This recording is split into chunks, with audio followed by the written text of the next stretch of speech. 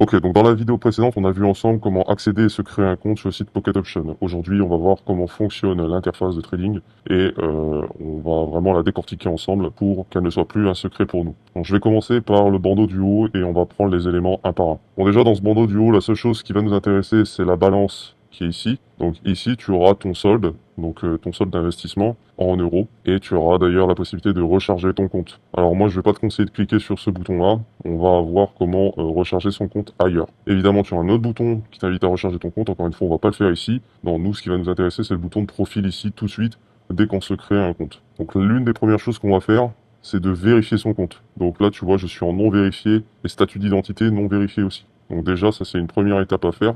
Sinon, tu vas avoir des blocages au niveau des retraits. Donc ça, tu vérifies bien ton compte. Ensuite, évidemment, ce qui va nous intéresser, c'est la partie dépôt. Donc là, tu vas pouvoir déposer de l'argent, donc Visa. Tu vas pouvoir déposer en crypto-monnaie. Tu vas pouvoir faire des transferts avec ta banque. Bref, tu as plein de moyens de paiement différents. Évidemment, tu as aussi la zone de retrait qui va nous intéresser, mais quand on aura fait des gains, donc ça aussi, tu pourras définir quand est-ce que qu'est-ce que tu veux retirer et combien tu veux retirer. Pour le reste, on s'en fout. Il n'y a rien d'autre qui nous intéresse ici. Donc on va revenir sur la vue principale. Voilà. Sur le volet de droite, on a différents modes de trading, mais nous on va rester sur trading rapide sur le compte réel.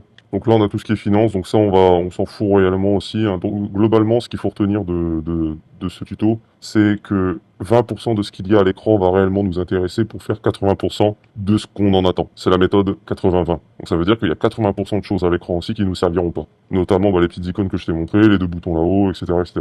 Donc tout ce volet de gauche, ici, on s'en fout. Ici, on a la possibilité de choisir nos différents actifs sur lesquels on veut trader. Donc là, on a des crypto-monnaies, on a des devises, des matières premières, des actions. Bon, après, tu sais lire. Et ça va nous permettre de sélectionner sur lesquels on veut trader. Ici, on peut définir son type de graphique. Bon, moi, je vais te conseiller de toujours rester sur les bougies.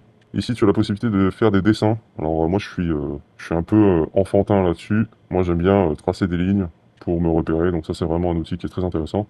Et évidemment, tu as les indicateurs. Alors évidemment, il n'y a aucun indicateur magique là-dedans. Et si on te dit sur YouTube qu'il y a des indicateurs magiques, fuis immédiatement. Mais il y en a certains là-dedans qu'on utilisera à l'avenir pour mieux interpréter la direction des graphiques. Évidemment, au centre, eh bien, tu as l'évolution de la valeur d'un actif, donc entre autres ici le Bitcoin. En bas à gauche, tu as la vue, donc là on est en 5 heures, c'est-à-dire que chaque bougie qui est dessinée est égale à une tranche de 5 heures. Sur la gauche, on va repérer un baromètre, donc ce baromètre c'est le sentiment du marché. Donc là, globalement, tout le monde a visiblement des ordres haussiers. En effet, hein, ça a pas mal chuté, donc là pas mal de monde est en longue, ce qu'on appelle. Ensuite, on va avoir tout ce qui va nous permettre de paramétrer un trade.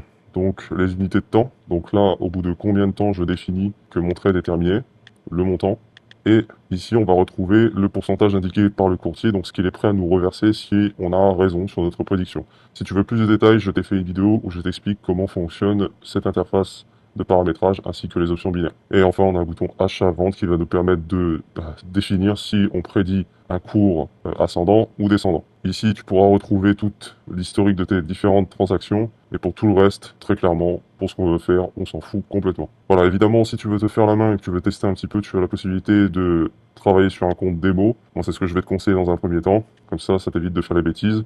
Tu testes un petit peu quelques trades en démo et après, tu es parti pour partir sur du réel. Voilà, on arrive à la fin de la présentation de l'interface Pocket Option. J'espère qu'elle t'aura plu. Pense à regarder la prochaine vidéo où je te montre la stratégie que j'emploie au quotidien pour vivre du trading d'options binaires. Ce contenu est informatif et éducatif, destiné aux personnes connaissant les marchés financiers, et ne constitue pas un conseil en investissement juridique ou fiscal. Le trading et l'investissement comportent des risques, notamment la perte de capital. Les actifs numériques sont volatiles et ne conviennent pas à tous. La chaîne Trading Master décline toute responsabilité quant à l'exactitude du contenu et aux pertes liées à son usage.